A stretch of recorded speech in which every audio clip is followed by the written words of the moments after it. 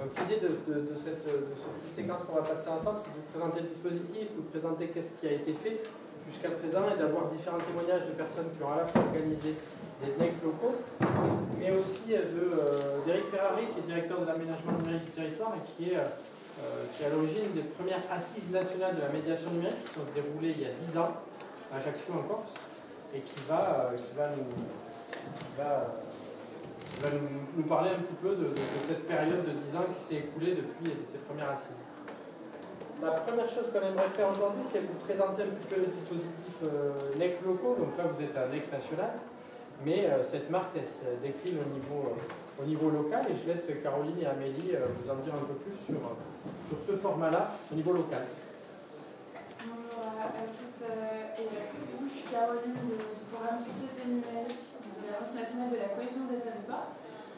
Et pour revenir un peu sur l'histoire des... Je t'entends pas, François. Ah. Mais c'est normal que je t'ai dit en plus. Tu m'entends ou pas? Mais est-ce que tu entends Caroline, Eric? Est-ce que tu entends Caroline, Eric?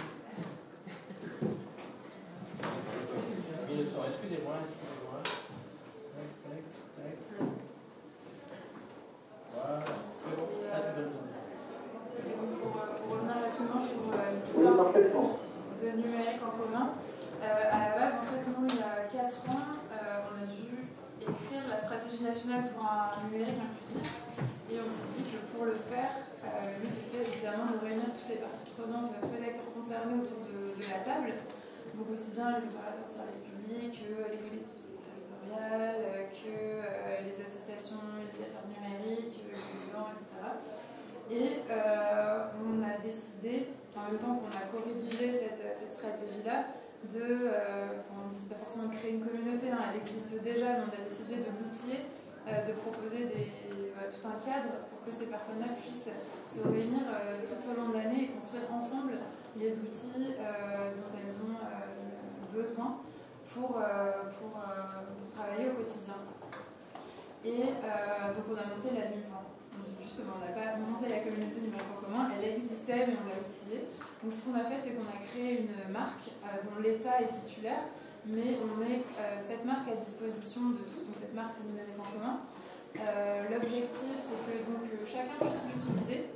Il faut juste respecter quand même un cahier des charges et la principale clause de ce cahier des charges c'est qu'on s'entende sur notre objectif qui est de permettre l'émergence d'un numérique d'intérêt général. Donc le mot comme ça peut vouloir dire beaucoup de choses. Ce qu'on veut dire derrière, c'est un numérique qui soit inclusif, qui soit ouvert, qui soit durable et qui soit le plus éthique possible. Donc après, concrètement, comment numérique en commun fonctionne? Donc il y a des événements nationaux. Donc aujourd'hui, on a l'édition nationale du numérique en commun. On se déplace chaque année dans une ville différente. Donc ça, c'est le temps fort national. Et après, il y a des éditions locales, où là, pour le coup, ce sont des acteurs locaux qui se portent volontaires pour organiser leur temps fort sur leur territoire. Et nous, on intervient en accompagnement de ces temps forts-là. Donc on a 2 porteuses de NEC locaux avec nous qui vont vous expliquer ce qu'elles ont fait juste après. À la base, il y a eu 3 NEC locaux en 2019 qui ont été organisés, puis l'année suivante, en fait, on s'est rendu compte que ça fonctionnait bien, que ça répondait à un besoin des acteurs que de créer ces temps forts au niveau local. Donc là, il y a eu entre 7 et 8 NEC locaux, et ça allait comme ça progressivement d'année en année. Et cette année, on a plus de 20 numériques en commun locaux qui sont organisés. Donc même nous, on a été surpris par la croissance de dispositifs-là, et quand on discute avec les acteurs, et Sophie et Glantine, vous pourrez compléter ça. Ce qu'on a identifié comme plus-value, c'est déjà il y a ce besoin de rassembler les acteurs pour faire le point sur la stratégie. Donc parfois c'est des territoires qui ne sont pas du tout encore lancés sur leur stratégie en matière d'inclusion numérique. Donc là l'idée c'est de rassembler les forces vives, de se dire comment est-ce qu'on va travailler ensemble sur une feuille de route.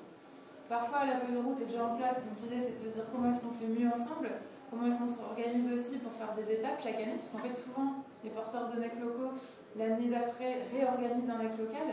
Donc c'est un temps de bilan, de se dire bon, c'était donné ça comme objectif l'année dernière, on en est où, qu'est-ce qui a fonctionné, pas fonctionné, puis est-ce qu'il manque aussi dans la communauté, puisqu'à chaque fois on identifie des types d'acteurs qui ne sont pas forcément présents et qui auraient tout intérêt à être dans le tour de table. Un des autres enjeux, c'est la mobilisation des élus locaux. C'est un temps fort aussi pour sensibiliser les élus à ces enjeux d'inclusion numérique. Et nous, côté Agence nationale de la cohésion des territoires, on essaye justement sur cette partie-là d'être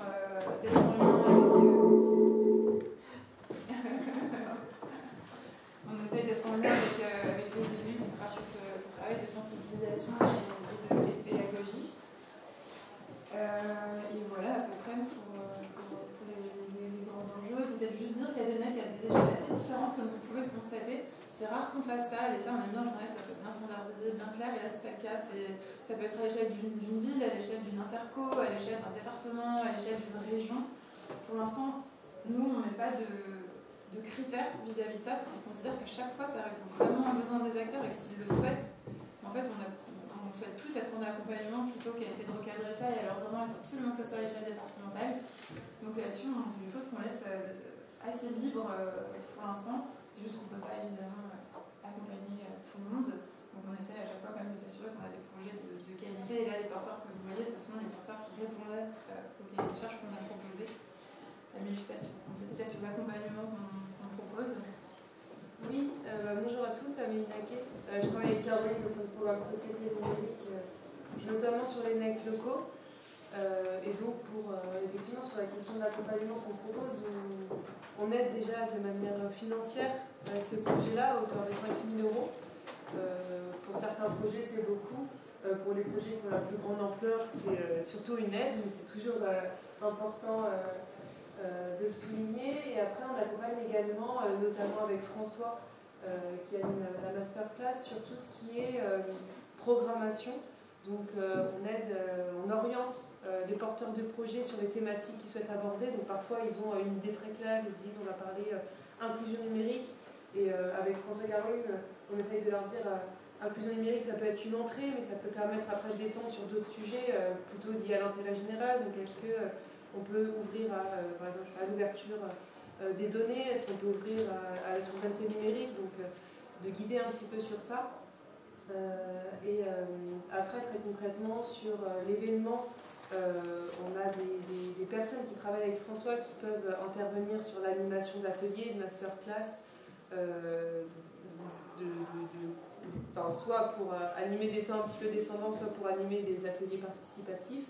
Et après, vous les avez peut-être vus, ils sont derrière François, je vois, certains numériques en commun font l'objet de carnets de restitution qui permettent de garder une trace de ce qui s'est fait pendant le NEC et qui permettent aussi de prendre de la hauteur par rapport aux thématiques qui ont été abordées.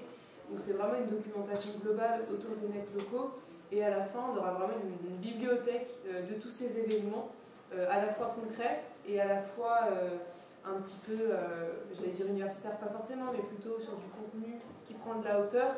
Et en fait, ça incarne bien l'esprit NEC, ces carnets-là. On vous les montrera, ils sont en libre accès de toute façon pendant tous les 2 jours. Ça incarne bien l'esprit NEC, à la fois toujours cette démarche très concrète de pistes d'action, de dispositifs, de ressources, et aussi un petit peu se nourrir de contenu, d'informations. Voilà, ça c'est des choses.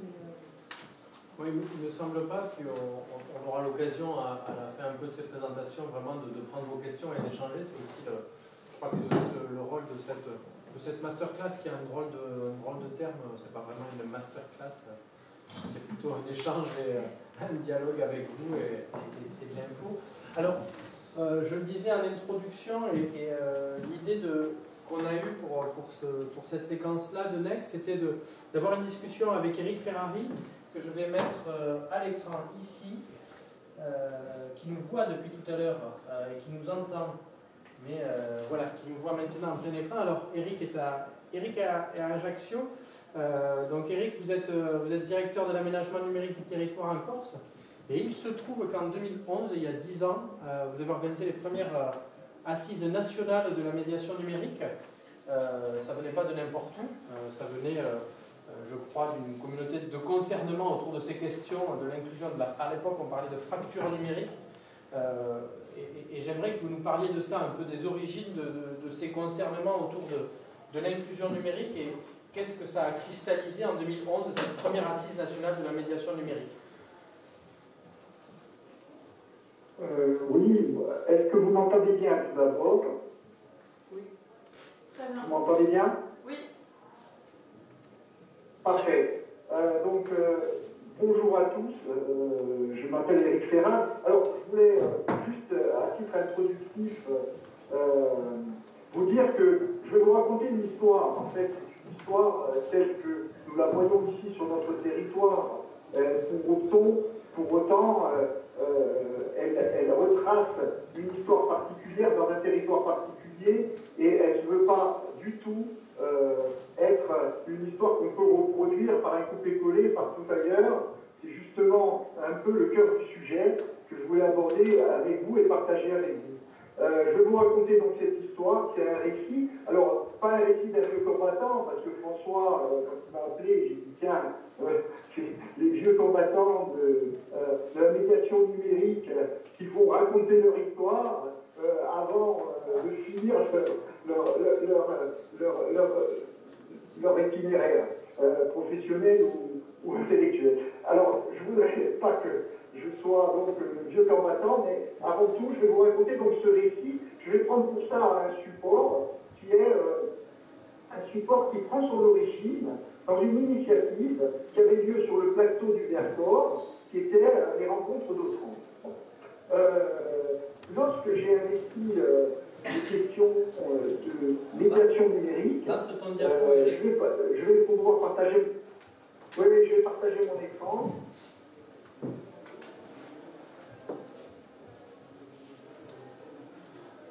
Est-ce que vous voyez? Très bien. Mon écran.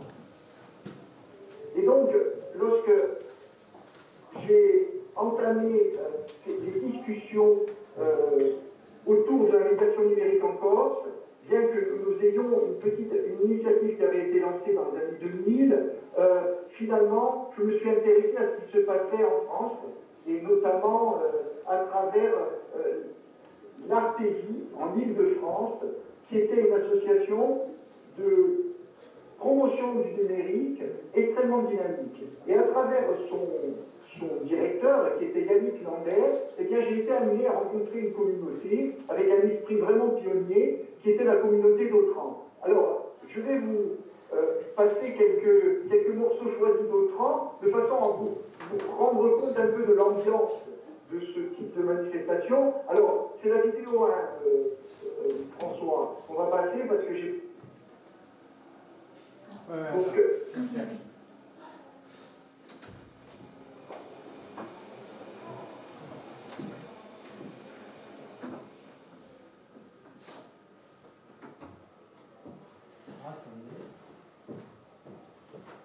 Et bienvenue au 14e édition des rencontres d'Autran. Pour cette 14e édition, on a eu 220 inscrits.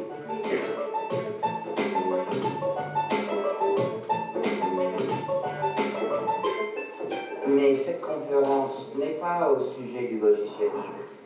Il s'agit du droit à la fraternité, la liberté de pratiquer la fraternité. Vous avez reconnu Richard? C'est là que les premiers...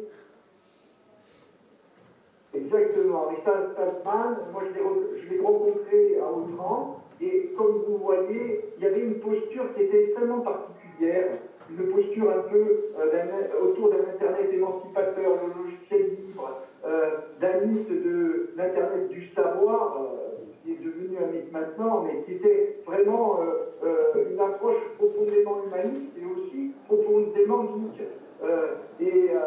On va vous passer encore 2 ou 3 moments choisis. C'est la deuxième vidéo, François, pour vous rendre compte aussi de ce qu'était Autran. La philosophie d'Autran, c'est d'être en avance sur son temps et de comprendre ce qui est en train de se faire. Donc d'extraire ce qui va permettre de construire des politiques publiques un peu plus efficaces autour du numérique. C'est une sorte de mayonnaise où on mélange de l'huile et de l'œuf, où on mélange de la nitro et de la glycérine et on regarde ce que ça donne. Et c'est là que je découvrais, si vous voulez, cette communauté extraordinaire de gens qui questionnaient le numérique, les technologies, qui questionnaient justement notre humanité. Et c'est à partir de là qu'on s'est réunis autour d'une table, et en fait c'était dans les moments de convivialité d'Autran, et c'était la grande caractéristique de cette manifestation, c'est qu'il y avait un restaurant qui s'appelait le Banc de l'Ours, et au retour du Banc de l'Ours, on a dit, mais un sujet essentiel, c'est cette notion d'accompagner les usages. Alors à l'époque, on le formulait comme ça, il faut accompagner les usages, il faut combler la facture numérique, mais pas seulement par la technique, mais en accompagnant les usages et en accompagnant les individus sur un Internet émancipé. Et c'est à travers ce repas et ces repas au Banc de l'Ours qu'on a constitué une équipe projet autour des assises de la médiation numérique. Et à cette époque-là, j'ai proposé que les premières assises se déroulent en Corse. Et on a eu un consensus autour de ça pour créer ces assises en Corse. Et c'est à partir de là que se sont déroulées les assises les premières assises de la médiation numérique, avec des ingrédients qui étaient ceux de l'esprit Autran, qui ont guidé en fait ces premières assises, et avec un esprit centré sur l'usager qui était assez inédit à l'époque, c'est-à-dire avoir une approche où les usagers dessinent la médiation numérique qu'ils entendent mettre en œuvre sur les territoires. Et tu peux passer, François, le troisième petit extrait qui montre un peu l'ambiance de ces assises qui se sont déroulées donc juste un an après les deux clips qu'on vous a présentés tout à l'heure. En qualité de conseiller exécutif de Corse en charge du développement numérique, nous sommes heureux au titre de la collectivité territoriale de Corse de vous retrouver ici en Corse pour ces premières assises de la médiation numérique. Et nous sommes particulièrement heureux à rencontrer l'ensemble des acteurs multiples et variés qui interviennent dans le chantier de la médiation numérique.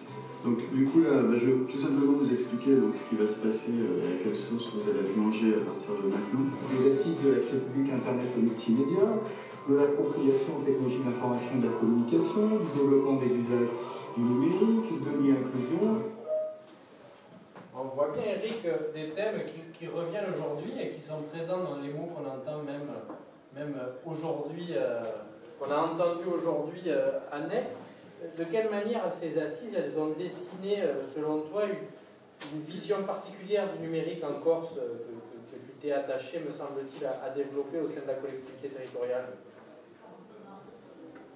Eh bien, la vision particulière qui a présidé après ces assises, c'est le fait que la médiation numérique était un élément fondamental qui devait accompagner à l'époque l'aménagement numérique de la Corse.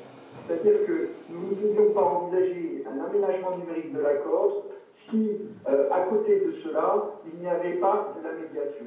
Mais le problème auquel nous étions confrontés en Corse, à la différence peut-être de beaucoup de régions en France, c'est le fait que nous avions des territoires extrêmement contraints en termes de population, c'est-à-dire une faible population, des territoires en proie à une forme d'exode rural, et tout cela nous amenait à penser qu'il fallait initier des dynamiques collectives autour de cette médiation numérique, avec comme enjeu central le médiateur numérique. Et c'est cette vision-là qu'ont dessiné les carnets de la médiation numérique, qui sont en fait le livrable qui est apparu après les assises, c'est-à-dire que les assises ont été, dirons-nous, écrites, retracées à travers ces carnets de la médiation numérique qui prêtaient à penser ce que seraient les pièces maîtresses, la boussole de la médiation numérique, tant pour la Corse que pour les initiatives à venir dans les autres territoires. Et à partir de là, c'était en 2011, je le rappelle. En 2013, eh bien, on avait un rapport qui donnait un peu écho à tous ces travaux. C'était celui du Conseil national du numérique, rapport qui était conduit par vous devez la connaître, Valérie Peugeot, et qui s'appelait Citoyens d'une société numérique, et qui mettait en évidence, il y a 5 directions d'action, et parmi une direction d'action, il y avait le numérique pour renforcer le pouvoir d'agir. Et en Corse, finalement, on a un point central qui est la vision dynamique autour de 3 éléments. Un numérique inclusif, un numérique qui donne le pouvoir ou qui redonne le pouvoir d'agir, mais aussi un numérique émancipateur. Et je m'expliquerai après sur peut-être cette notion d'émancipation. Et pour ça, nous avons choisi de dire, mais la médiation numérique, ça ne peut pas fonctionner seul. Ça doit fonctionner dans un ensemble intégré d'une problématique qui est la problématique d'un numérique choisi plutôt qu'un numérique subi. Voilà quelle est la question fondamentale à laquelle nous voulons répondre. C'est est-ce que nous voulons un numérique choisi ou un numérique subi? Et en fait, le choix du numérique choisi nous implique une approche éthique de la question numérique, une approche locale du développement numérique, et une approche éthique fondée sur plusieurs principes qui sont fondateurs de l'action.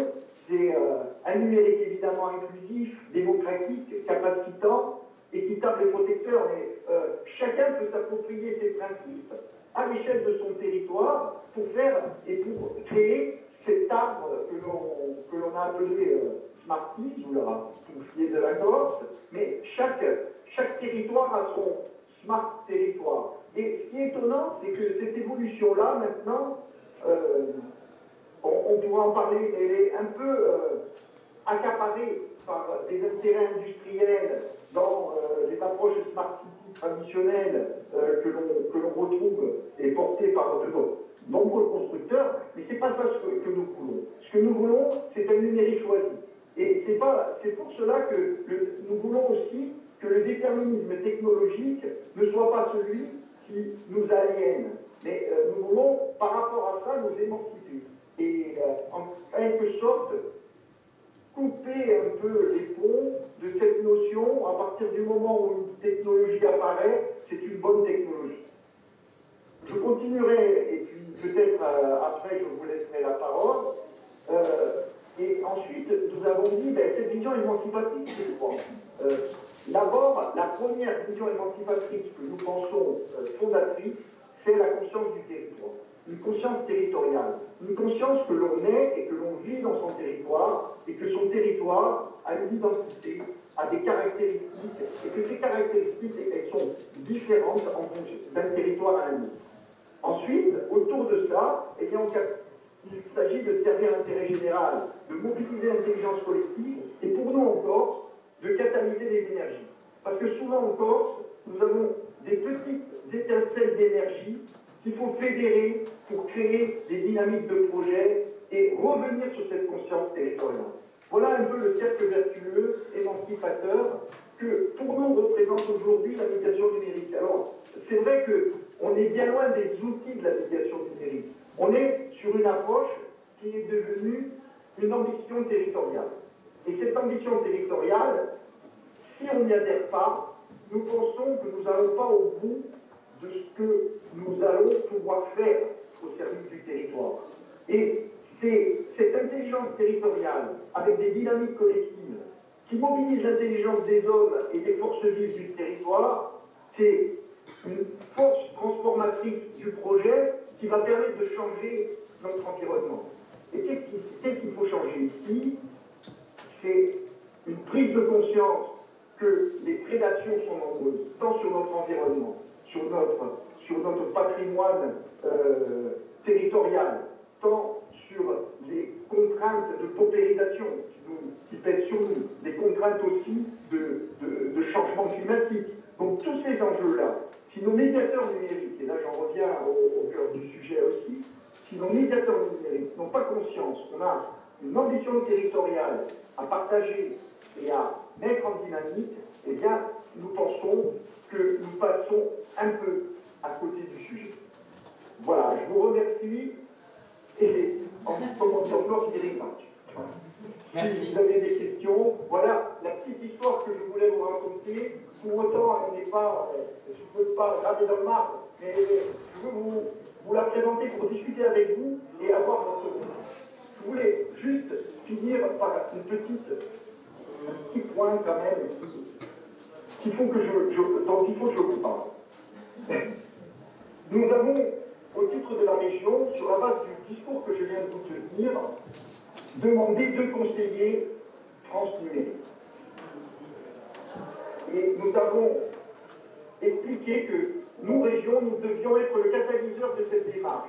Nous devions construire une démarche et le faire avec nos acteurs de la médiation numérique pour atteindre cette taille critique émancipatrice. Eh bien, il se trouve que nous sommes peut-être une des seules régions en France qui a eu un refus d'avoir 2 conseillers numériques sur le projet que je viens de vous présenter.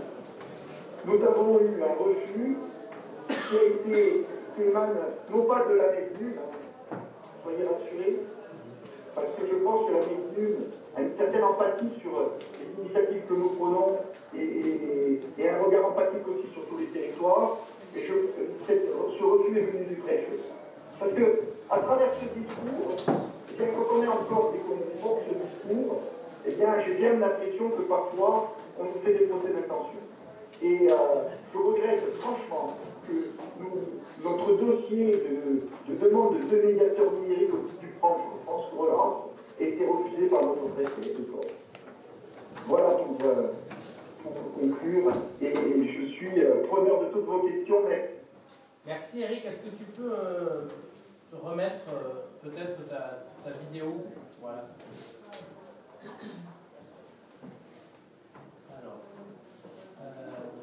On revient sur ça.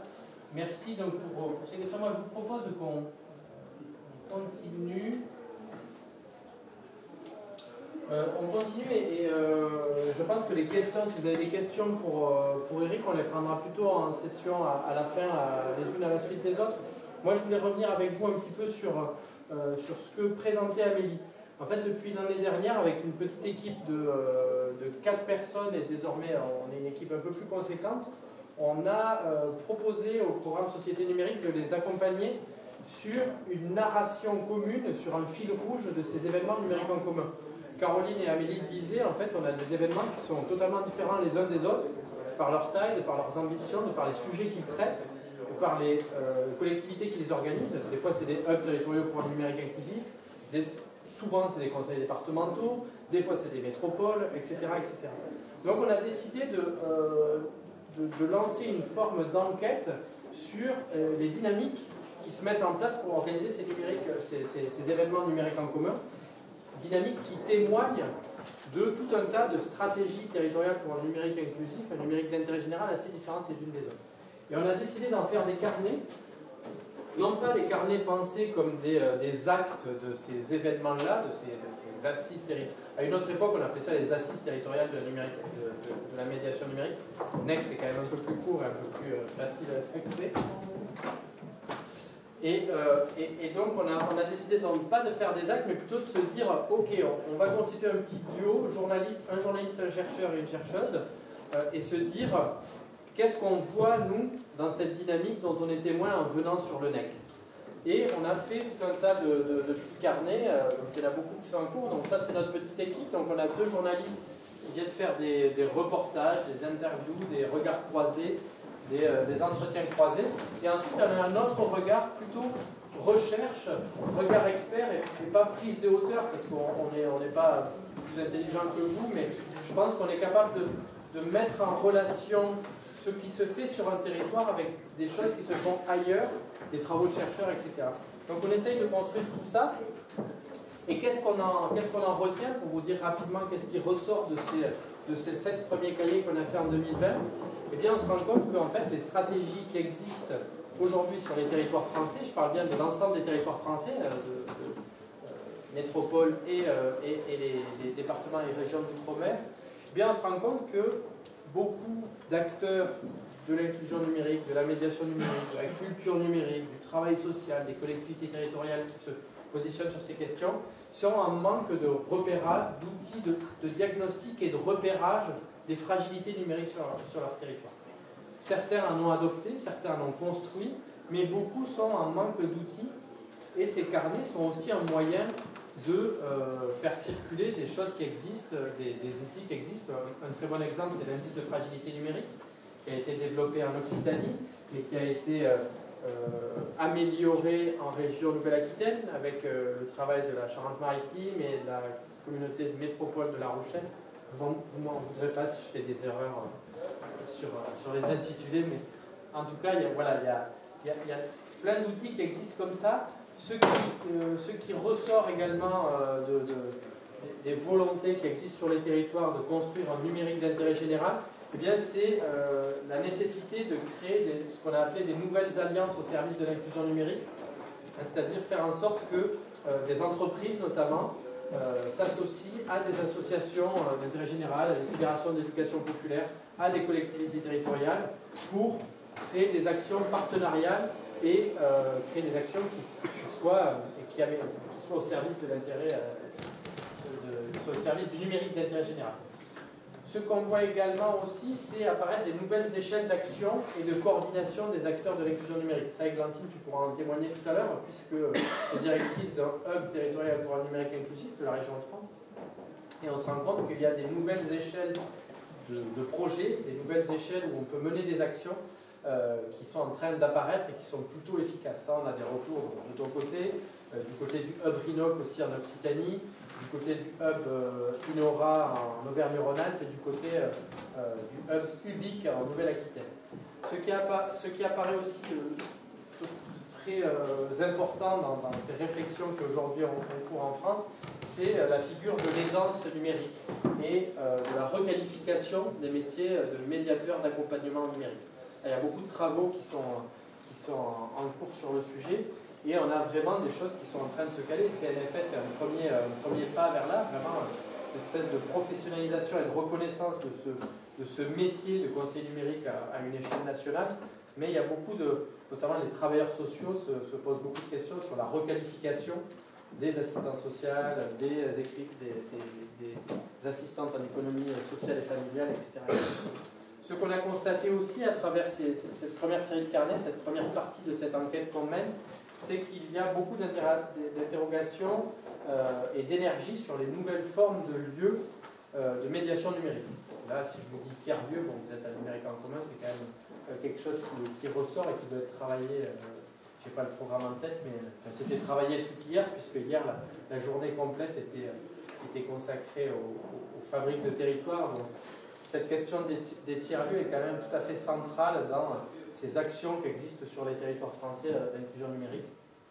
Et enfin, ce qui apparaît, c'est une forme de transformation des missions que certains opérateurs de services publics menaient.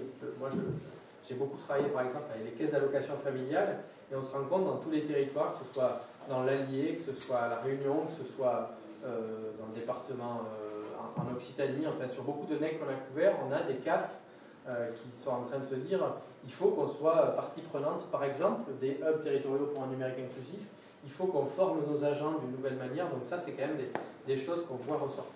Et donc on va continuer nos arpentages de tous les événements numériques en commun pour faire ressortir toutes ces lignes de force et surtout tous ces critères qui, je crois, vont petit à petit définir et nous donner les contours de ce qu'est vraiment un numérique d'intérêt général. Donc on espère que cette collection de carnets qu'on n'a pas achevée et qu'on n'achèvera pas de sitôt, vous permettra d'avoir des informations sur tout ça. Donc pour continuer d'aller un peu plus loin sur tout ça, on voulait inviter deux porteuses de projet NEC, Églantine De Witt, donc, qui est directrice des assembleurs, qui est le hub territorial pour un numérique inclusif des Hauts-de-France, et Sophie Woodville. Bon voilà, les questions que je voulais vous adresser, c'était de quelle manière vous avez organisé, donc je pense que vous en êtes bientôt à votre second événement numérique en commun. À quoi ça vous sert sur votre territoire? Sur quelle échelle vous intervenez, puisque ce n'est pas la même avec Sophie. Donc vous nous présentez un peu les spécificités, chacune, de ces NEC que vous organisez. Donc, bonjour à toutes et à tous. Donc déjà, pour comprendre pourquoi nous, dès l'an dernier, on a souhaité organiser un NEC local donc sur la région Hauts-de-France. Donc nous, pour l'ensemble de la région de France. Et d'ailleurs, petite parenthèse, cette année, on organise une deuxième édition de NEC local à la région de France. Et comme disait Caroline tout à l'heure, on a un deuxième NEC local qui s'organise dans la région, sur un territoire spécifique, qui est la Sambre du Noirtirage, qui est un territoire qui a des grosses spécificités. On ne se marche pas du tout sur les pieds et c'est complètement pour nous cohérent d'avoir deux temps et deux NEC par rapport à des problématiques spécifiques. J'ai bu tout à l'heure les paroles d'Éric parce que je me retrouve complètement dans tout ce qu'il a évoqué et dans l'esprit de ces assises qui ont lieu il y a déjà 10 ans et dans ce qu'on cherche à faire aujourd'hui. Le rôle des hubs aujourd'hui, c'est quelque part, pour le dire très simplement, de contribuer à apporter une ambition territoriale en matière de numérique inclusif. Donc les assembleurs, on existe depuis 2 ans. Donc on a été créé en septembre 2019 dans cette première vague de hub numérique et j'ai envie de dire le premier enjeu, la première année d'existence d'un hub, c'est quoi? C'est de se faire connaître, bien sûr, et puis c'est de se faire connaître aussi en provoquant des rencontres. C'est-à-dire qu'aujourd'hui, l'inclusion de la médiation numérique, il y a plein de choses qui se passent sur les territoires, il y a beaucoup d'acteurs qui ne se connaissent pas, qui ne se parlent pas, des choses qui sont peu coordonnées. Donc nous, l'enjeu vraiment de démarrage, ça a été de se dire comment on fait en sorte que les gens se connaissent, se reconnaissent, comprennent leur rôle respectif. On a évoqué tout à l'heure, François, les aidants, les médiateurs numériques, comment on connecte un peu tout ça. Et puis un deuxième point également qui est important sur cette première année d'existence du hub, c'était de partager une vision. De partager une vision commune et co-construite de ce que pourrait être la médiation numérique à l'échelle de notre région Hauts-de-France, dans sa diversité et dans ses spécificités territoriales. Donc on a vraiment saisi le NEC 2020 par rapport à ça, en se disant, bah voilà, c'est vraiment l'opportunité de créer un événement où on va faire se rencontrer des gens, se rencontrer les acteurs et permettre de commencer à poser une vision pour le territoire. Alors, 2020, je ne vais pas vous l'apprendre, a été quelque peu perturbé par une petite crise sanitaire qui nous a amené à avoir un format un peu particulier. Se faire rencontrer des gens quand on est confiné, c'est un peu compliqué, mais ça ne nous a pas fait peur. Et on a en fait organisé notre NEC en plusieurs temps. Ça s'est fait en 5 temps, me semble-t-il. Voilà, mais ça s'est fait dans la durée. Donc avant l'été 2020, on a commencé par organiser des webinaires pour expliquer ce qu'on voulait faire, pourquoi on organisait cet événement. Et puis, on a organisé courant juin et début juillet des ateliers pour permettre aux gens de se rencontrer, donc dans un format qui était semi-présentiel, semi-distanciel. Donc on a respecté les normes sanitaires, on a réuni des petits groupes d'une dizaine de personnes qu'on a connectés dans des lieux différents dans la région. Donc on a maillé toute la région et on a connecté les lieux entre eux pour faire les restitutions d'ateliers qu'on a proposés. L'objet de ces ateliers, c'était de parler de comment s'organise la médiation numérique sur notre territoire et puis quels sont les besoins en formation des médiateurs numériques. On n'avait pas encore les conseillers numériques, mais quels sont les besoins en formation. Et donc ça a vraiment permis ces temps de rencontre. Et puis nous, ça nous a permis d'être au contact du terrain, de comprendre les besoins et de pouvoir construire un peu notre vision au regard de ça. On a laissé passer l'été. Et après l'été, on a organisé la suite. Donc la suite, c'était quoi? Au mois de septembre, là encore, retour de crise sanitaire, distanciel, présentiel, mais on a réussi à organiser un temps d'échange avec Cédrico, qui s'est déplacé et qui est venu chez nous sur un temps d'échange avec des élus locaux qui a été visionné en direct en webinaire, et qui nous a permis cette fois-ci, au regard des échanges qui avaient eu lieu avant l'été, de la conviction qu'on avait pu se forger, des échanges avec l'ensemble des acteurs, de poser une vision et d'échanger justement avec Cédrico autour de notre vision de l'organisation de la médiation numérique sur la région de France. Donc on a parlé de maillage territorial, on a parlé de rôle d'acteur, on a parlé de lieu de médiation, où se fait la médiation, de déconnexion entre le lieu et le service, entre guillemets, de médiation. On a parlé de public cible. Et donc ça nous a vraiment permis de poser ça et d'engager l'ensemble des acteurs du territoire sur ce sujet. Donc ces premiers temps, on les a fait bosser, globalement, on a fait travailler les acteurs du territoire, et ce deuxième temps, grâce à ces enseignements, on a pu poser une vision. Donc on a été accompagné pour les aspects pratico-pratiques Ce qui est vachement intéressant, c'est qu'on a été accompagné par François, effectivement, à la fois sur nos réflexions, notamment par rapport à ce temps d'échange, sur cette vision, et puis ça s'est matérialisé au travers du carnet, qui reste pour nous une ressource super intéressante, qui a permis de synthétiser et de donner un peu à voir et à extrapoler un peu ce qu'on avait évoqué. Et puis on a été aidé également par les équipes de la NCT, parce qu'organiser un événement, c'est de la communication, etc. Donc ça, on avait des outils de communication pour le faire. Donc vraiment un temps, des temps qui ont été riches, qui ont été intéressants.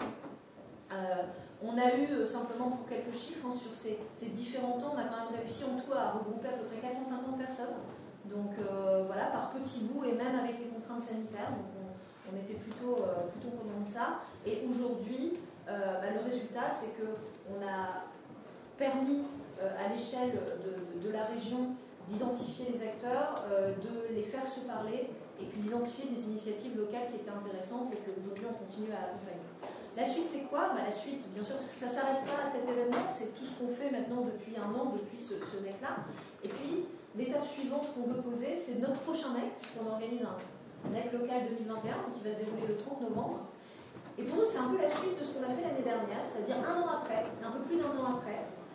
On veut aller plus loin, on veut aller un peu plus en profondeur, et la thématique qu'on va aborder dans notre NEC local, c'est finalement où se fait la médiation numérique, et comment elle se fait, et avec qui. Voilà, donc on va... Et tu parlais tout à l'heure des tiers-lieux. Les tiers-lieux, on les embarque dans ces sujets d'inclusion numérique. Alors on n'a pas réussi cette année à mettre tout le monde d'accord pour faire un événement commun, sur un événement organisé par la compagnie des tiers-lieux sur le territoire. Mais l'événement de la compagnie des tiers-lieux, c'est le 29, le nôtre, c'est le 30, et on se renvoie un peu la balle, et on a vraiment des regards croisés pour commencer à bien... voilà, où se fait la médiation, c'est aussi dans les tiers-lieux, et on espère l'année prochaine pouvoir justement continuer à faire avancer cette vision-là de ces espaces, du rôle de chacun, etc. Donc voilà, donc c'est un événement qui est à la fois une façon de montrer, une façon de donner une vision, et puis surtout une façon d'initier pas mal de projets. Alors, merci Églantine. Moi, peut-être témoigner d'une autre chose qu'on a beaucoup vue l'année dernière et qui, moi, en fait, me ravit et me donne espoir de travailler sur ces questions-là de numérique. Moi, étant plus jeune, j'ai beaucoup réfléchi à des questions, j'ai fait de la sociologie de la culture, et j'ai beaucoup réfléchi aux questions de démocratie culturelle en me disant, c'est bizarre, aujourd'hui en France, il y a de synthèse culturelle, quand on parle de création culturelle, beaucoup à Paris. On peut l'avoir de cet ordre-là, tous les musées nationaux sont à Paris, etc. Et c'était quelque chose que je reproche à la culture française en me disant c'est bizarre qu'elle ne soit pas capable de décentraliser les choses. Ce que je me rends compte avec les personnes et les communautés agissantes sur les cultures numériques, c'est que cette décentralisation culturelle, elle est vraiment à l'œuvre. C'est-à-dire que sur tous les territoires qu'on traverse, il y a des synthèses de culture numérique bien particulières propres à ce territoire. Et ça, c'est vraiment très intéressant. On l'a vu dans les Hauts-de-France, c'est-à-dire les Hauts-de-France ont une tradition de ce que sont les tiers-lieux très implantés. D'ailleurs, c'est assez étrange de parler de tiers-lieux. Moi, j'ai l'impression qu'on réinvente la poudre à chaque fois. Moi, ma mère était responsable d'une fédération des foyers ruraux qui avait été créée en 50, pendant le Conseil national de la résistance. Donc les tiers-lieux existent quand même depuis un certain temps. Je trouve que les Hauts-de-France ont une tradition comme ça du lieu, de l'espace autre que celui du domicile ou du travail qui sont très importantes. Mais, donc vous avez travaillé sur cette question-là, très intéressante, comment on définit la médiation à travers des lieux. Et d'autres territoires ont pris des angles totalement différents. Et je me réjouis, pas plus tard que tout à l'heure, avant que vous rentriez dans cette salle, je discutais avec M. Borel du conseil départemental du Puy-de-Dôme qui me disait « Ah mais nous on veut organiser un NEC et c'est plutôt sur les questions d'empreinte carbone, enfin les aspects durables du numérique inclusif. » Ben, voilà, à cet endroit ils font une synthèse sur cette question-là.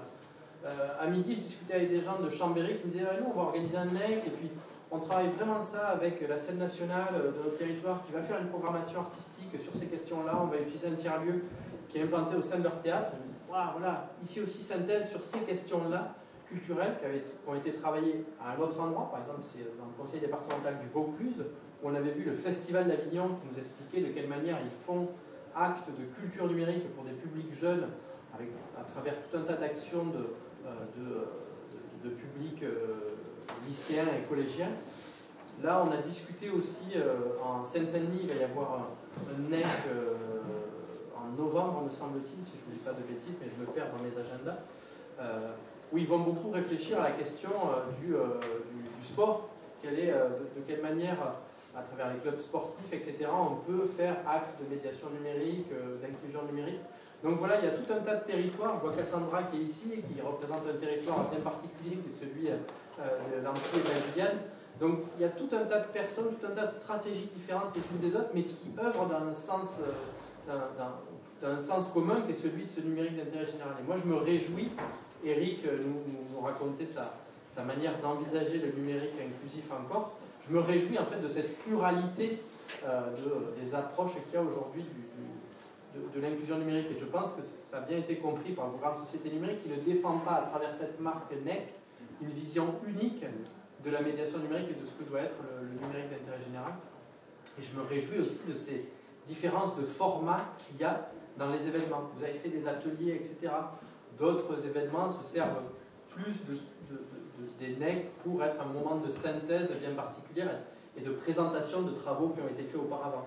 D'autres mixent les deux. Donc vraiment, je pense qu'il faut que vous inventiez véritablement vous, votre propre NEC, et que vous y mettiez ce que vous avez envie d'y mettre sans vous calquer sur un quelconque modèle qui de toute manière n'existe pas vraiment. Il n'y a pas de modèle déposé. Il y a un logo, il y a une charte graphique, mais il n'y a pas de modèle imposé.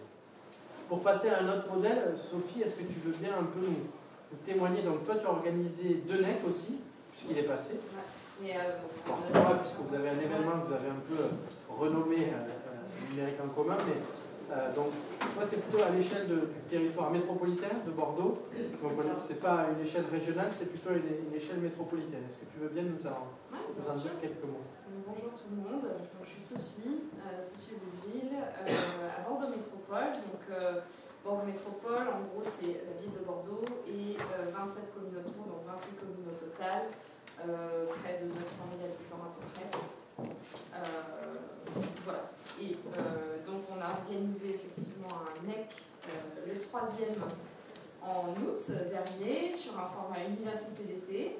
Et en fait, on a fait un premier événement qui s'appelait Agir pour l'inclusion numérique en 2019. C'était vraiment le premier essai, c'était c'était dans le monde d'avant en fait. Donc c'était un événement très classique sur une journée avec des conférences, des ateliers, pas de masque, pas de gel hydroalcoolique. Voilà, c'était en août 2019. Et c'était un premier rendez-vous et pour nous en fait, alors les objectifs ont un peu évolué mais ça rejoint un petit peu tout ce qu'on a pu entendre en Corse, dans les Hauts-de-France et puis même chez vous aussi je pense. Il y a différents types d'enjeux et d'objectifs pour nous.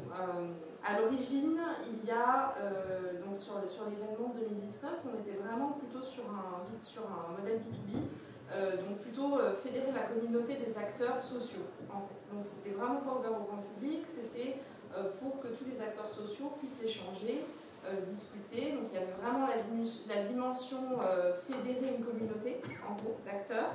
Il y avait aussi la dimension formation, c'est-à-dire assister à des ateliers, à des conférences pour apprendre, tout simplement.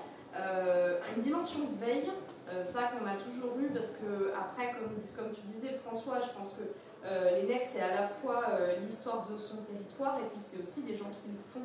Donc en fait, on a chacun nos parcours aussi professionnels. Donc moi, c'est vrai que j'ai un parcours qui fait que j'aime bien le benchmark qui est la veille, et notamment la dimension un peu internationale. Donc on a toujours eu aussi cette dimension-là, de vouloir aller un peu chercher qu'est-ce qui se fait ailleurs et essayer de pouvoir un peu ouvrir les chakras de tout le monde en essayant d'exposer les choses qui peuvent se faire ailleurs. Donc une dimension un peu veille aussi, et une dimension à la fois interne et politique qui est, comme tu le disais tout à l'heure, sur le volet prise de conscience, parce que en 2019 on parlait fracture numérique, mais c'était pas un sujet ultra grand public dont tout le monde parle même dans les JT aujourd'hui.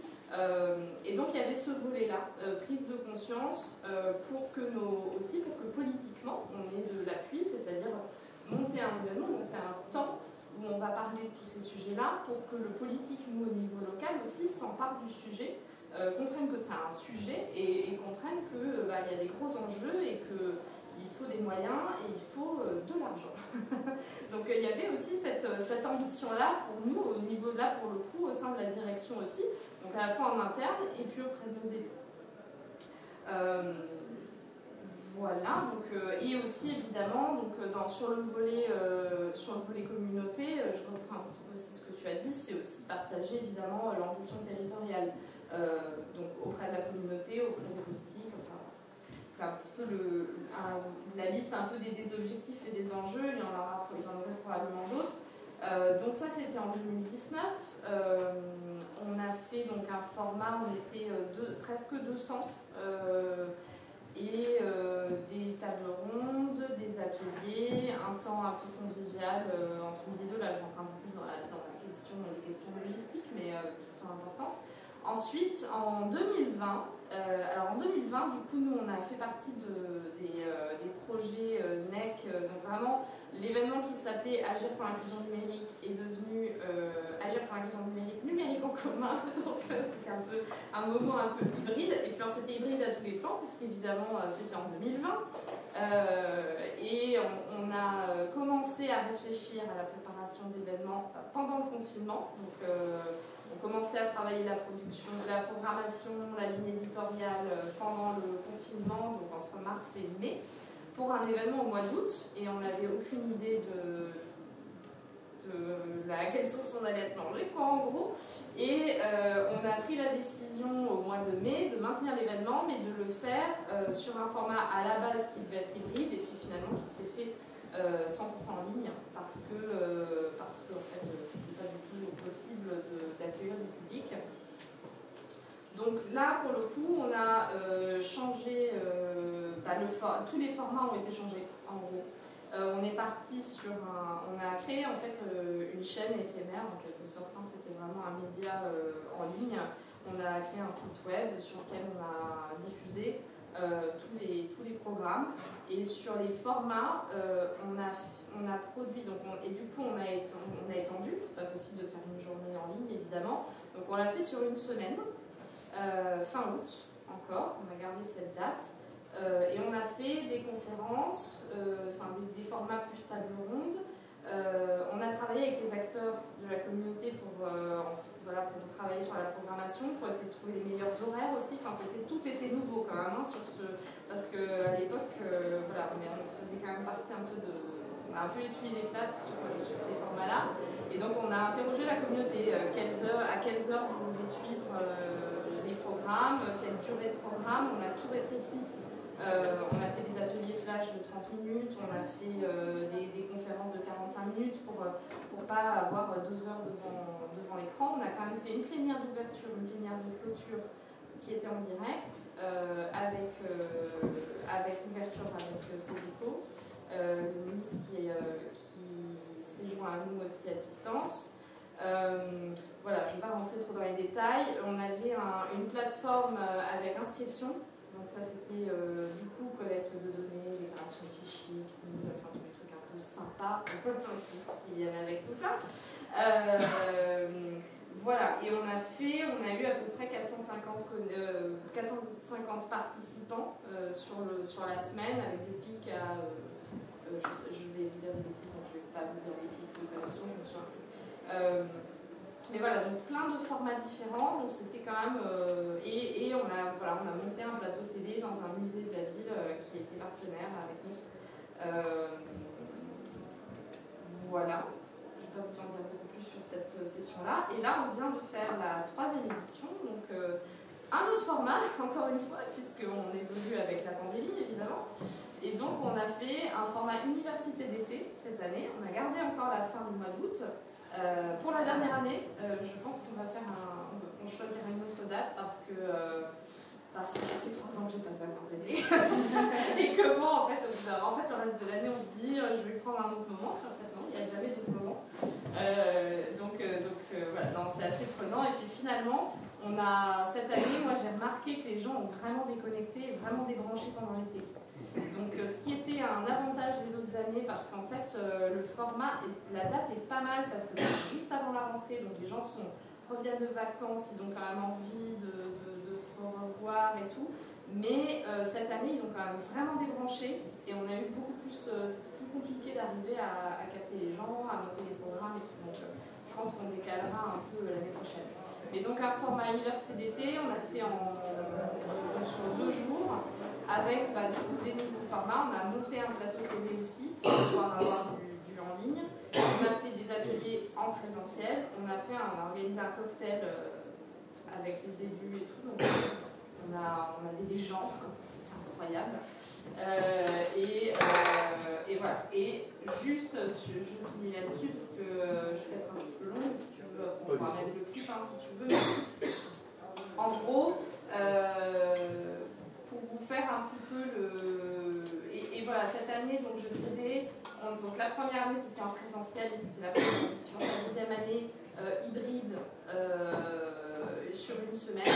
La troisième année sur un format université d'été 2 jours, avec une particularité vraiment plus ouverture internationale.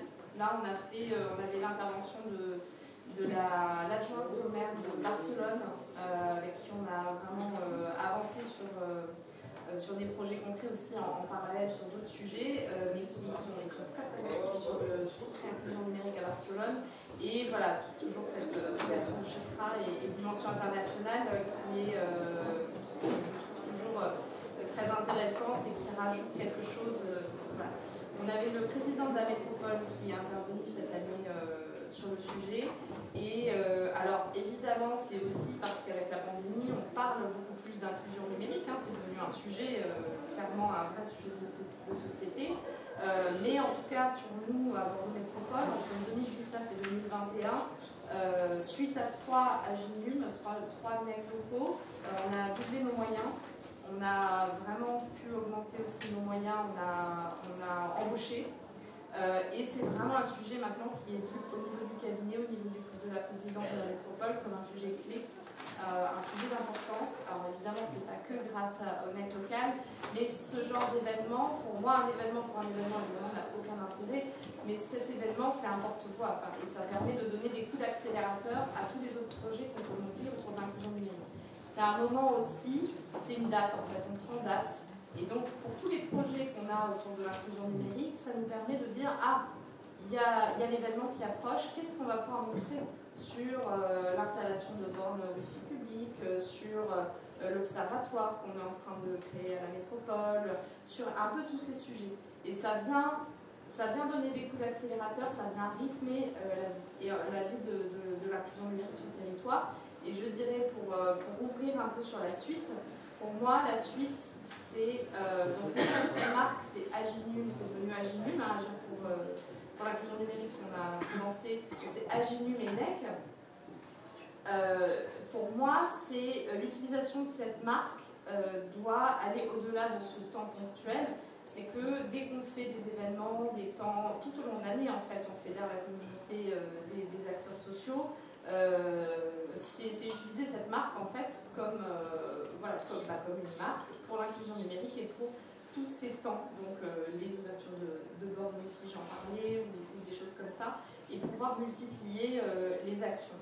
Et cette année, je dirais la grande nouveauté qu'on a eue cette année, c'était vraiment qu'on a ouvert l'événement. On l'a fait sur une plateforme ouverte sans inscription à la demande de nos élus qui voulaient justement que ce soit vraiment ouvert à tous. C'est pour ça qu'on a changé les formats. On a fait un format journal télévisé avec toutes les actus du territoire très rythmé, quelque chose de très rythmé avec des petits reportages, avec des interviews plateau, des choses comme ça. On a eu des conférences type plateau télé et on a fait une communication vers le grand public. Et donc c'était vraiment pour nous un temps de sensibilisation sur la question de l'inclusion numérique auprès du grand public sur le territoire. Voilà. Donc ça a été un peu la nouveauté de cette année permettre au grand public de découvrir ce qui se fait, de comprendre quel est le sujet, quel est l'enjeu, comprendre aussi que c'est une politique publique qui nécessite de mettre des moyens, donc qu'une partie des impôts va aller dans ces politiques-là. Et puis partager le message que pour nous l'inclusion numérique c'est l'affaire de tous, C'est-à-dire que la métropole prend sa part, les associations du territoire sont très actives, mais si on veut pouvoir résorber travailler sur ce sujet, il faut aussi que chacun prenne sa part. Ça a été un peu le message qu'on a voulu faire porter, c'est que on a tous près de nous un parent, un grand-parent, un ami, un voisin qui a quelquefois besoin d'un coup de main pour faire ses démarches via le digital et que voilà, c'était l'affaire de tous. Et ça a été vraiment aussi un des mots clés de cette 3e édition. Et donc il y aura une 4e édition, mais j'ai pas encore la Est-ce qu'on regarde le petit report vidéo de cette 3e édition? C'est pas la version tout à fait finale parce qu'il faut qu'on coupe quelques trucs, mais au moins ça vous donnera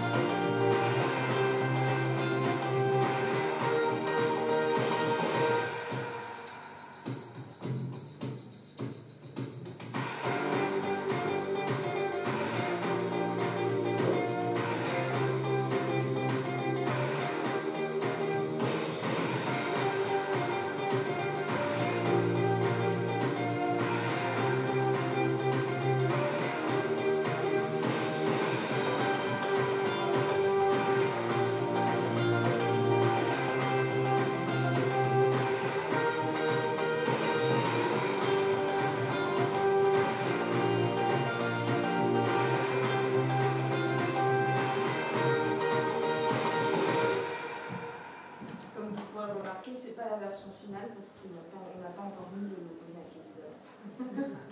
Il sera au début et à la fin, bien entendu. Voilà.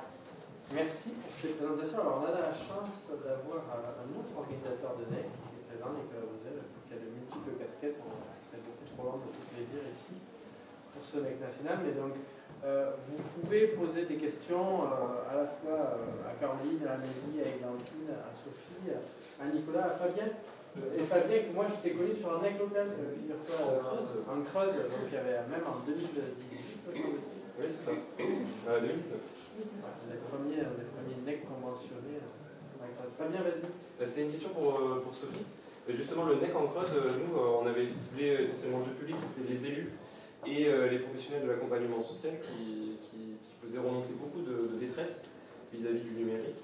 Et on aurait aimé aussi toucher beaucoup plus le grand public, ce que a priori vous avez réussi à faire. Et voilà, justement, voilà. Est-ce que vous avez réussi à atteindre cet objectif-là ou pas? Et comment alors j'ai bien entendu au niveau du format, un format du coup plutôt grand public avec des petits reportages moins techniques du coup. Voilà, et du coup, quel est le retour par rapport à ça Ouais. Alors, donc les formats, clairement, on les a adaptés. Alors tout est dispo et en ligne, et tous les replays sont en ligne. Donc les formats, le format journal télévisé, par exemple, qui est assez bien foutu pour le grand public et pour pour tout le monde, parce que c'est des formats courts, des reportages, vraiment comme un journal télévisé en fait, hein, avec l'invité du jour, la chronique à LCT. Et donc ça c'est pas mal. Après sur le plan com, nous on a été accompagnés pour la première fois, c'est un événement qui a été accompagné par la direction de la communication externe de la métropole. Donc via les réseaux sociaux de la métropole, via une campagne d'affichage. Alors moi je suis toujours assez critique sur ce que c'est. C'était vraiment une bonne première entrée en matière. Hein. Il y a encore beaucoup à faire. Il y a beaucoup à faire pour arriver à aller chercher les gens, pour mieux communiquer, pour être... Alors, et après, il faut aussi être réaliste, c'est-à-dire que nous, avec les outils de communication propositions qu'on a, on est allé chercher un public qui était quand même déjà divisé sur le numérique. C'est-à-dire qu'on ne va pas aller chercher la cible finale des gens en grande fragilité numérique, tout simplement parce que l'événement était en ligne. Donc on a relayé via les réseaux sociaux, on a relayé via les journaux des différentes communes, on a fait un kit de communication avec des visuels, avec tous les liens, avec un certain nombre d'outils qu'on a mis à disposition des 28 communes. Donc on a eu un plan de com comme ça et que pour le coup on peut vraiment partager avec tous ceux qui souhaitent. Donc c'était une première démarche qui était plutôt réussie, mais on n'a pas... voilà, je pense qu'il y a encore beaucoup à faire. Et dans notre démarche qui était voulue par les élus, pour le coup, la majorité au niveau métropolitain, ils ont voulu faire cet événement sur une plateforme ouverte, entièrement ouverte, ce qui fait que c'était beaucoup plus difficile de savoir, d'avoir les vraies métriques, de savoir exactement les KPI, d'avoir vraiment de voir à quel point on avait atteint des objectifs. Voilà. Donc je dirais pas en demi-teinte parce que c'était plutôt, et je pense que on va dans la bonne direction. Après, clairement, il y a encore développement. Voilà. Nous, on a des moments, on l'a pas dit, Amélie et Caroline n'ont pas dit, mais on a quand même des moments qui sont hyper importants dans cette communauté numérique en commun, NEC locaux. On a ce qu'on appelle les formats internec, c'est-à-dire qu'on essaye de trouver des dates où des personnes qui ont organisé des NEC et des personnes qui veulent en organiser peuvent se rencontrer, discuter en visio pour échanger sur ces questions-là. Moi, je me souviens d'échanges entre les organisateurs du NEC Vaucluse qui faisaient part de leur retour en disant on a été mauvais sur les communiqués de presse, etc. De quelle manière on pourrait compenser ça. Et en fait, d'un coup, c'était du pair à pair qui se faisait, c'est-à-dire que c'était pas Caroline ni Amélie qui disaient quoi que ce soit sur ça, c'était d'autres personnes qui sont venues leur dire ah mais vous auriez dû faire... D'ailleurs, je me demande si c'était pas toi, Sophie, qui disait il faudrait que vous fassiez comme ci, comme ça, pour intéresser les journalistes. Donc voilà, on essaye aussi de fédérer, en fait, le numérique en commun permet de fédérer une communauté de personnes qui organisent des NEC et qui se donnent des conseils les uns les autres sur les temporalités, sur tout un tas d'aspects comme ça, logistiques, assez intéressants. Est-ce qu'il y a d'autres questions?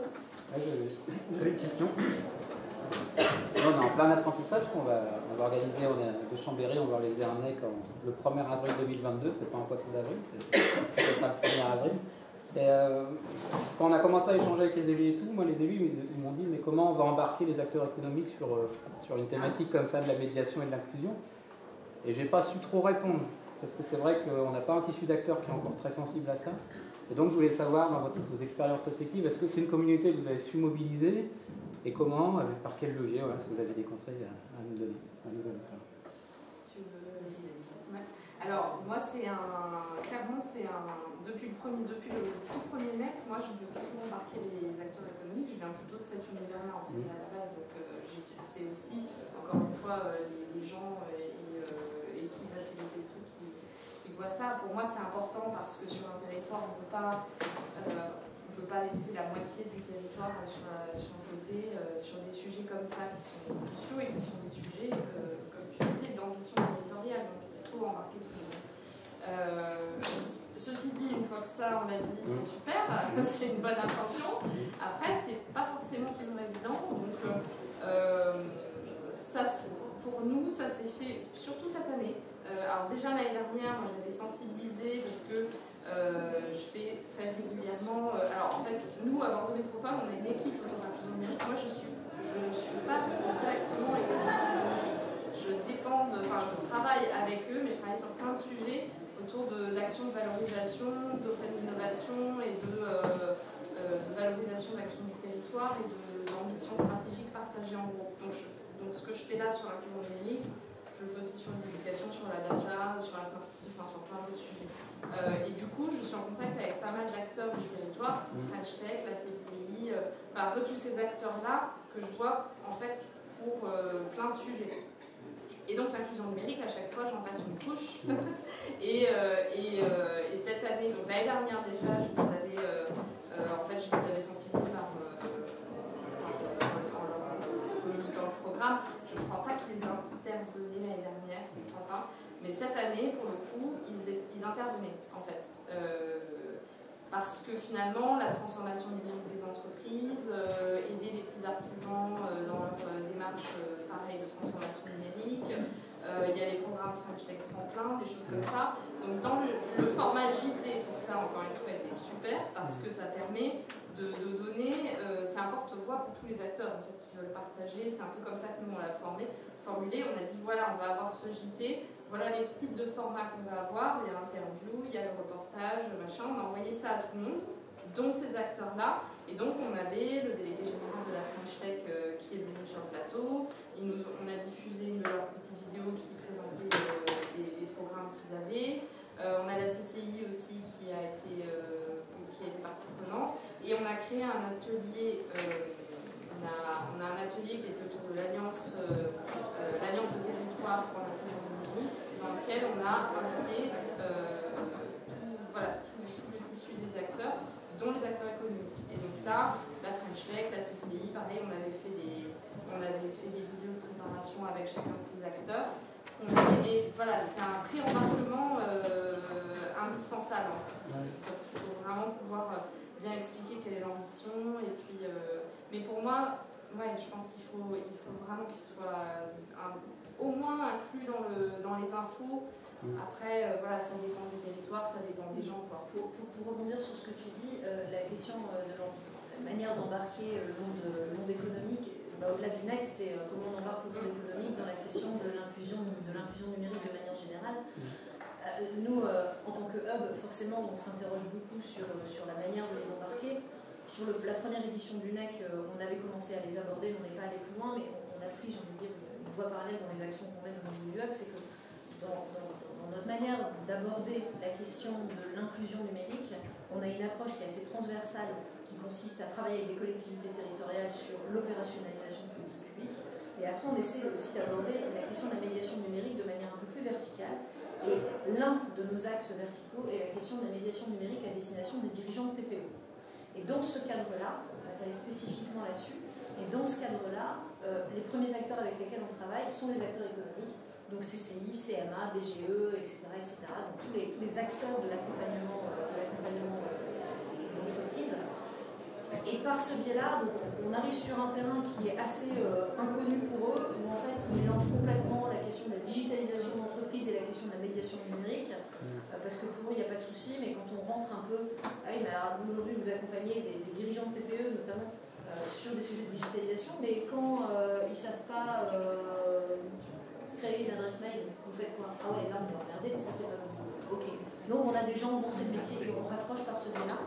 Donc c'est comme ça qu'on y va progressivement sur ces acteurs-là. Et pour les plus gros acteurs économiques, donc les grosses boîtes, on sent qu'aujourd'hui, hormis celles qui sont déjà présentes aujourd'hui, qui sont présentes là aujourd'hui au NEC national, on essaie d'aller embarquer d'autres domaines d'activité comme le secteur de l'énergie, parce que dématérialisation, etc. dans ces domaines-là aussi, donc on va aller chercher par ces biais-là. C'est encore un peu poussif, mais ça fait partie des choses qu'on va... Voilà. Mais toujours est-il que pour l'aspect vraiment embarquer le monde économique sur la question d'un NEC, etc., c'est de comment on leur parle de médiation numérique et comment on leur montre qu'eux aussi sont concernés.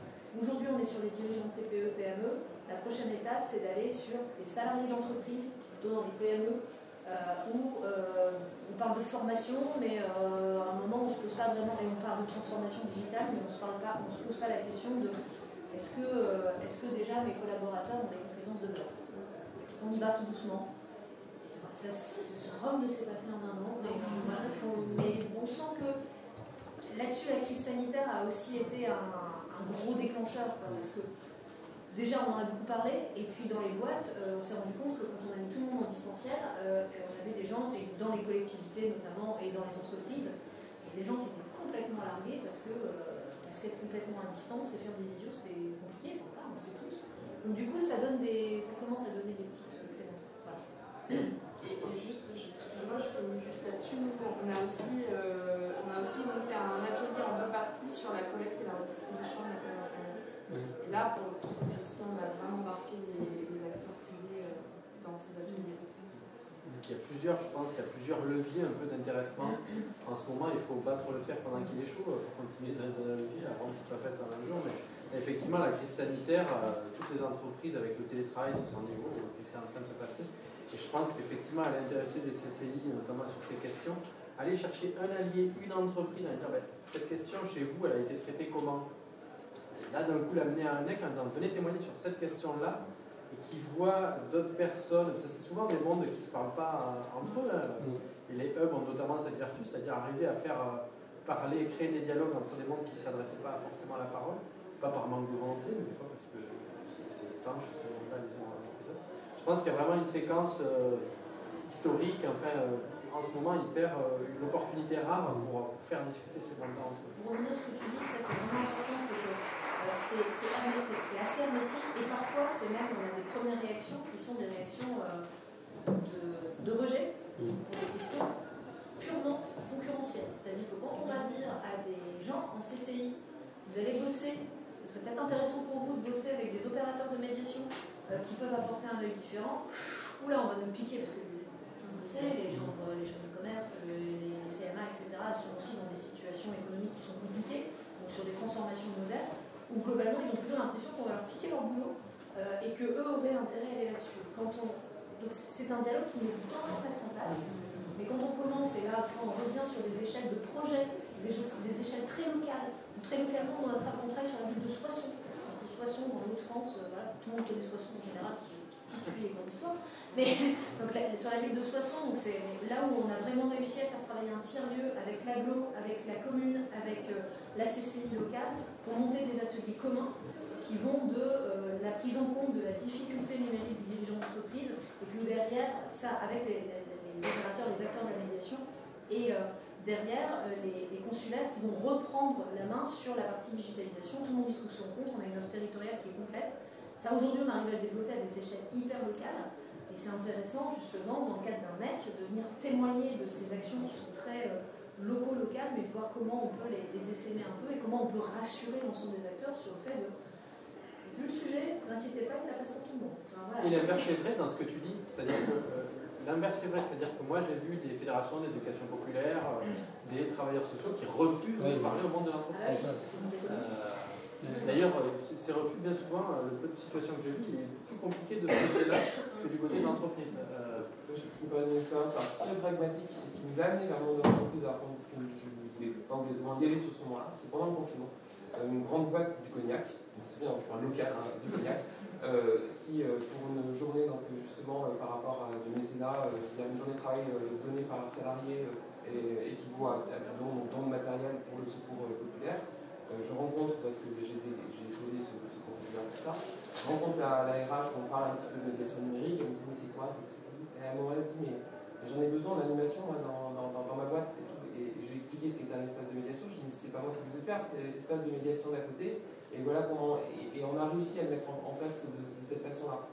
Et un autre exemple concret sur encore une fois le confinement, très local, hein, on a été servi donc en Sud-Charente, et bien dedans tous les commerçants, vous pouvez plus vendre, campagne de com. Donc nous on a la chance d'avoir plusieurs personnes qui gèrent la vidéo.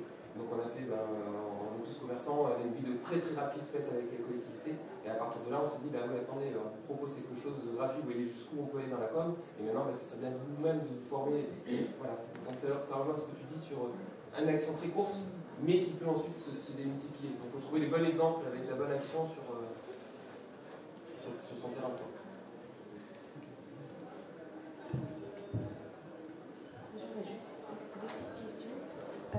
La première, c'est que vous parliez tout à l'heure des inscriptions.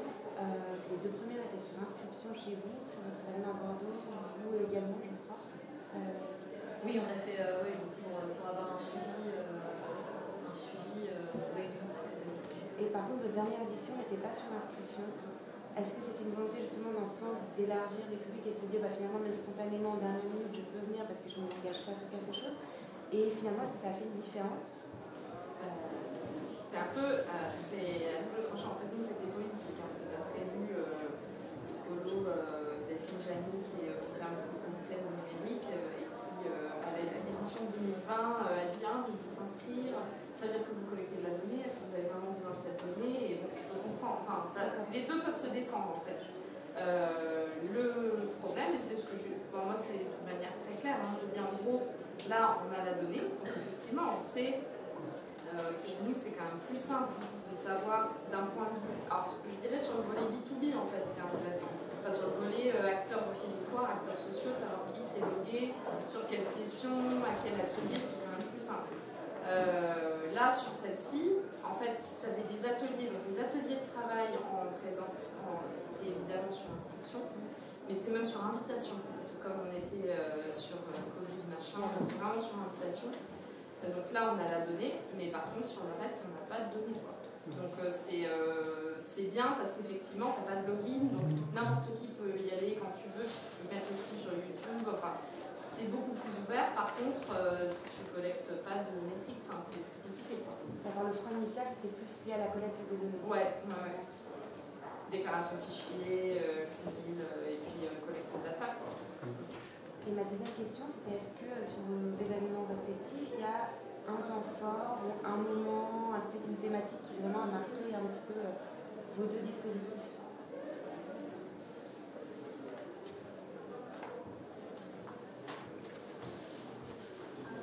C'est super difficile de répondre parce que comme on a fait, je pense, on a aussi des expériences, notamment l'année dernière, nous c'était la seule, d'événements qui sont faits en plusieurs temps. Et des formats tellement différents. Je pense que ce qui a été marquant dans ce qu'on a mis en place et qui est aujourd'hui un vrai succès, c'est d'avoir permis à des gens de se rencontrer dans un contexte où ça n'était plus vraiment possible, d'avoir quand même permis, en respectant, on a bien respecté les règles sanitaires, donc ça c'était important. Et après le temps marquant, ça a été le temps de septembre, on a vraiment fait un partage de vision. Et qui, nous, dans le déploiement et dans notre stratégie de hub, a vraiment été un temps aussi assez fondateur, j'ai envie de dire, pour poser notre vision, poser ce qu'on avait l'intention de faire et fédérer les acteurs du territoire. Et en fait, ça a été possible grâce aux premières étapes aussi, on les a fait se rencontrer déjà, on les a fait bosser et ça c'était aussi une vision partagée. Et puis après, ce partage et cette ouverture, où je pense que tout le monde s'est retrouvé, qui était vraiment la traduction des enjeux territoriaux qu'on a sur la région de France, qui, vous l'avez compris, est un enjeu prioritaire de maillage territorial et d'interaction entre acteurs. On est vraiment sur ce sujet-là. Et d'avoir pu le diffuser, communiquer, et aujourd'hui, on est vraiment identifié auprès des collectivités comme un partenaire qui va faciliter. On ne va pas tout faire tout seul, mais en tout cas, on est un acteur facilitateur de la mise en place de ce réseau. On veut poser un acte un peu, pas fondateur, mais en tout cas qui donne une vision et qui permet de comprendre un peu. Nous, cette année, je pense que les formats étaient tous assez variés, donc tu as différents moments. En fait, pour moi, un des temps forts, c'était vraiment l'intervention de Laïa Donnet, l'adjointe à Barcelone, parce qu'elle est hyper inspirante et puis c'est une ouverture, c'est autre chose en fait. Et ça, je trouve ça toujours intéressant, ça rajoute quelque chose. Évidemment, le temps de cocktail en présent, ça semble tout à fait basique, mais en fait, les gens sont tellement contents de se retrouver, un peu comme nous ici aujourd'hui, on est toujours un peu ébahis de se voir. C'est incroyable. Donc ça. Et puis l'année dernière, on avait fait une plénière d'ouverture 100% en ligne aussi, avec l'intervention de Cédrico, qui c'est toujours aussi bien. Enfin, forcément, ça marque les esprits, et puis ça installe le moment quand même, le temps. Là, ça officialise. Donc, voilà, je dirais. Je ne sais pas si on a encore le temps. Bon, non, vous savez. Ouais, il y a toutes les deux, en fait, est-ce que dans ces différents NEC, il y a la volonté d'aller vers plus de démocratie? Je pense à un exemple, c'est la Convention citoyenne du numérique qui a été organisée par la Claude Coitier. Est-ce que, selon vous, le NEC, ça pourrait être aussi un événement qui s'inscrit dans cette démarche-là pour justement, on parlait tout à l'heure de faire venir les citoyens et le grand public. Est-ce que pour vous, le NEC pourrait... Je pense que François disait tout à l'heure, le NEC, on fait ce qu'on veut, on en fait ce dont on a besoin. On a un enjeu de territoire et je pense que le NEC doit vraiment partir de ça. Pour moi, c'est quelle matière on a aujourd'hui, qu'est-ce qu'on a besoin de faire. Et le NEC, pour moi, est vraiment un outil au service de ça qui va permettre de mettre un événement au service d'un enjeu de territoire, d'une vision de territoire, etc. Donc l'ouverture, j'écoutais avec attention ce que tu disais sur l'ouverture au grand public, en lien avec un sujet directement pas, mais l'ouverture au grand public, c'est une question qu'on se pose. On ne se sent pas aujourd'hui la maturité à le faire. Il y a un événement qui est génial pour ça aussi, c'est le Super Demain à Lyon, qui est un événement autour du numérique et qui est ouvert en partie au grand public. Et je pense vraiment que le NEC, on peut. Je pense que dans le domaine de l'événementiel, en avoir connu un peu avant, c'est vraiment un format qui permet ça, qui permet de venir y mettre et de venir servir la matière qu'on a déjà, la matière première, et de la travailler et de lui donner. Voilà, je pense que je vois vraiment comme ça. Donc, j'ai envie de dire oui, pourquoi pas. Je pense tout à fait. S'il y a une vision politique d'élus qui veulent porter ce genre de projet, je pense qu'il n'y a aucun. C'est tout à fait compatible en tout cas avec NEC. En tout cas, vous n'hésitez pas, on est à votre disposition. Amélie a dû partir sur une expo, je pense, mais vous pouvez contacter Amélie, Caroline, Agathe, Chin de la NCT sur les aspects communication, etc. Donc n'hésitez pas à nous contacter pour tout ça. Et donc moi, ce que j'ai pas dit, c'est que notre rôle, donc on vous a... Notre rôle, nous, notre mission est prise en charge par la NCT, donc c'est un package gratuit qu'on vit, ce carnet, etc. Mais on peut vous appuyer quand vous en avez besoin sur des éléments de programmation. Tout à l'heure, pareil, avec M. Borel, je ne me suis pas trompé, c'est bien ça. Excusez-moi. Vous disiez, voilà, nous on va aller sur ces questions-là, et de suite, moi, c'est des choses que je travaille par ailleurs. Dans le média, il y a Guillaume Pitron qui travaille sur ces questions, etc. Donc on peut être des ressources pour vous si vous en avez besoin d'intervenants qui travaillent sur ces questions, qui travaillent sur ces questions-là, de chercheurs qui travaillent sur ces questions. Quand on est sur place, quand c'est possible, alors là, toutes les deux, on avait pu venir, mais il y a certains, Nicolas qui était là tout à l'heure, on n'avait carrément pas pu aller sur les événements parce que c'était pas possible au moment où ça se déroulait. Les conditions sanitaires faisaient en sorte qu'on ne pouvait pas y aller. Mais quand on est présent sur une journée, 2 journées, on est là pour animer une table ronde si vous avez besoin. Pour faire ce qu'on fait souvent maintenant, c'est des synthèses des journées, un petit peu en rapport d'étonnement, une synthèse à chaud de ce qui s'est dit. Si vous avez besoin, si vous êtes déjà sur place, on ne le fait pas, il n'y a aucun problème, on est à disposition pour ça. Merci à vous.